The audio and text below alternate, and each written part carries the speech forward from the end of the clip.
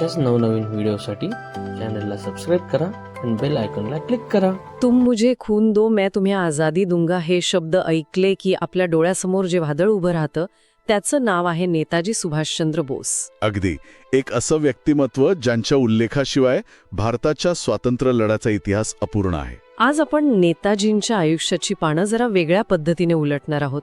म्हणजे त्यांचा जन्म 23 जानेवारी 1897 आहे हे आपल्याला माहीत आहे, पण आजचा आपला उद्देश फक्त तारखा आणि घटनांची उजळणी करणं नाही.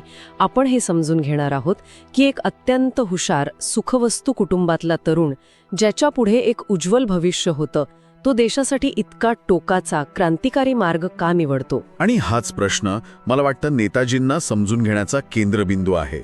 त्यांचं आयुष्य म्हणजे निव्वळ घटनाक्रम नाहीये, ते त्यांनी घेतलेल्या धाडसी निर्णयांची एक मालिका आहे आणि प्रत्येक निर्णयामागे एक ठाम विचारसरणी होती. चला तर मग याच विचारसरणीचा धागा पकडूया.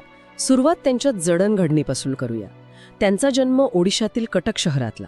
वडील एक मोठे वकील, म्हणजे घरातलं वातावरण एकदम प्रतिष्ठित आणि सुशिक्षित होतं. हो, पण या वातावरणातही त्यांच्या मनात क्रांतीचं बीज पेरणारी एक गोष्ट होती, ती म्हणजे स्वामी विवेकानंदांचे विचार. अच्छा, विवेकानंदांचा प्रभाव. पण तो नेमका कसा होता? फक्त आध्यात्मिक? नाही, अजिबात नाही. तो केवळ आध्यात्मिक प्रभाव नव्हता.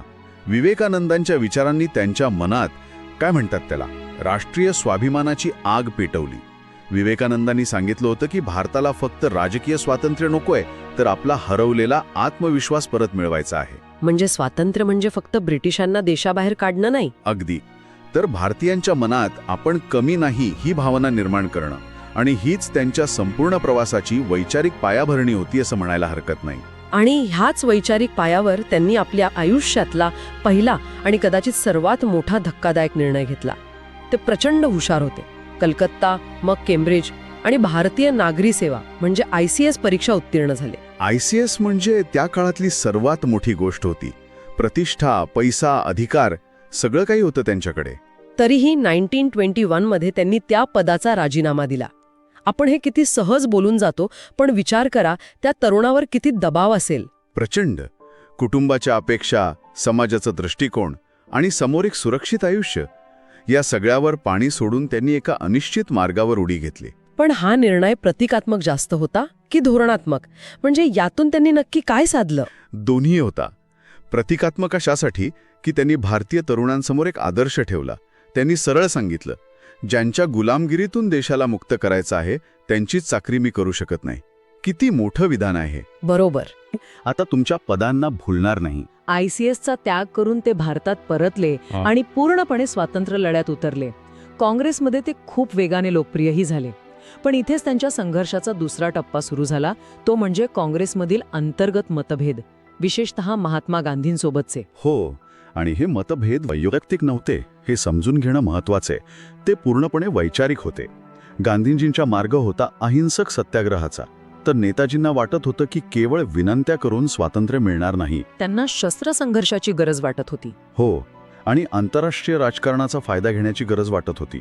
शत्रूचा शत्रू तो आपला मित्र, हे त्यांच्या राजकारणाचं एक महत्वाचं सूत्र होतं. आणि या मतभेदांचा स्फोट झाला 1939च्या त्रिपुरी काँग्रेस अधिवेशनात. अगदी.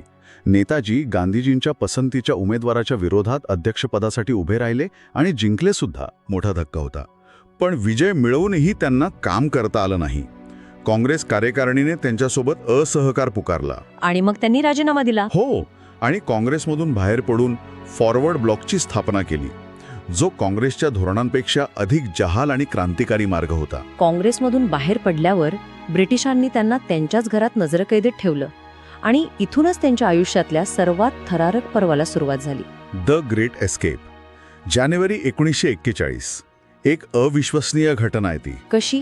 त्यांनी दाढी वाढवली, पठाणी वेश धारण केला आणि मोहम्मद झियाउद्दीन नावाच्या एका विमा एजंटच्या रूपात ते घरातून निसटले. रात्रीच्या अंधारात पोलिसांची नजर चुकवत. हो, गाडीने गोमोह, तिथून ट्रेनने पेशावर आणि मग अफगाणिस्तानच्या खडतर वाटेवरून काबूल आणि तिथून रशिया मार्गे थेट जर्मनीला पोहोचले. अविश्वसनीय. पण त्यांचा उद्देश काय होता? उद्देश स्पष्ट होता. दुसरं महायुद्ध सुरू झालं होतं. ब्रिटन युद्धात अडकलं होतं. हीच वेळ आहे ब्रिटनच्या शत्रूंची मदत घेऊन भारताला स्वतंत्र करण्याची. पण एका साम्राज्यवादी शक्तीला हरवण्यासाठी दुसऱ्या फॅसिस्ट शक्तींची मदत घेण्यावर खूप टीका झाली, आजही होते. होते. आणि तो एक वादाचा मुद्दा आहे. पण नेताजींच्या दृष्टिकोनातून पाहिलं तर त्यांचा एकच अजेंडा होता, भारताचं स्वातंत्र्य. त्यासाठी कोणतं साधन वापरायचं हे ध्येयावरून ठरेल, असं त्यांचं मत होतं. जर्मनीनंतर त्यांचा प्रवास त्यांना पूर्वेकडे जपानमध्ये घेऊन आला आणि इथेच त्यांच्या आयुष्यातला सुवर्ण अध्याय लिहिला गेला. आझाद हिंद फौज. बरोबर. खरं तर आझाद हिंद फौजेची स्थापना रासबिहारी बोस यांनी केली होती. नेताजींनी तिचं पुनर्संघटन केलं आणि नेतृत्व स्वीकारलं. त्यांनी युद्धकैदी म्हणून पकडलेल्या हजारो भारतीय सैनिकांमध्ये स्वातंत्र्याची अशी काही ज्योत पेटवली की ते सैनिक ब्रिटिशांविरुद्धच लढायला तयार झाले. आणि तोच तो नारा, तुम मुझे खून दो मैं तुम्हें आजादी दूंगा. ते केवळ एक घोषवाक्य नव्हतं, ते एक वचन होतं, एक आवाहन होतं. या फौजेचं लष्करी महत्त्व किती होतं?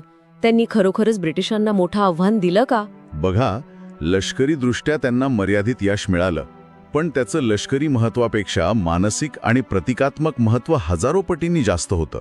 ते कसं? पहिलं म्हणजे या फौजेने ब्रिटिश भारतीय सैन्याची निष्ठाच मुळापासून हादरवून टाकली. त्यांच्या मनात प्रश्न निर्माण झाला की आपण कोणासाठी लढतोय. अच्छा. दुसरं, त्यांनी अंदमान आणि निकोबार बेटं जिंकली आणि त्यांना शहीद आणि स्वराज असं नाव दिलं. भारताच्या भूमीवर पहिलं स्वतंत्र सरकार स्थापन झालं होतं. आणि तिसरं आणि सर्वात महत्त्वाचं म्हणजे युद्ध संपल्यावर जेव्हा आझाद हिंद फौजेच्या अधिकाऱ्यांवर लाल किल्ल्यात खटले चालवले गेले, तेव्हा संपूर्ण देश त्यांच्या बाजूने उभा राहिला. त्याच क्षणी ब्रिटिशांना कळून चुकलं की आता आपण भारतीय सैन्यावर राज्य करू शकत नाही. आणि त्याच घटनेने भारताच्या स्वातंत्र्याचा मार्ग निश्चित केला, असं अनेक जण मानतात. युद्धात जपानचा पराभव झाला आणि मग ती बातमी आली ज्यावर आजही विश्वास ठेवणं कठीण जातं. 18 ऑगस्ट 1945 विमान अपघात. हो, आणि हे भारतीय इतिहासातील सर्वात मोठं गूढ बनून राहिलं.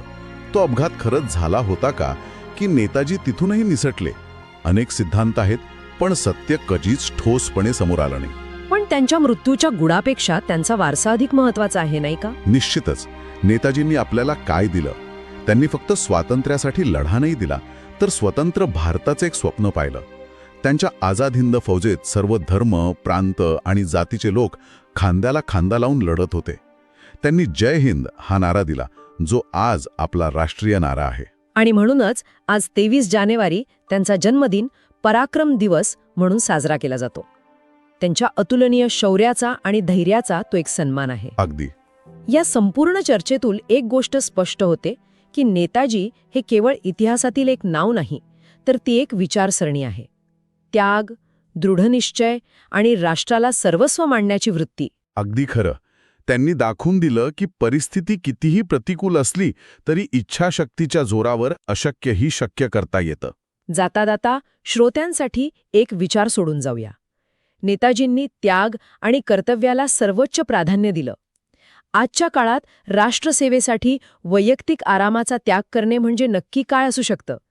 कदाचित सीमेवर लढण्याइतकं मोठं काही नसेलही. पण आपल्या दैनंदिन जीवनात प्रामाणिक राहणं, देशाचे नियम पाळणं किंवा समाजासाठी थोडा वेळ देणं, हा सुद्धा एक प्रकारचा त्यागच आहे, नाही का? बरोबर. यावर विचार करायला नक्कीच हरकत नाही.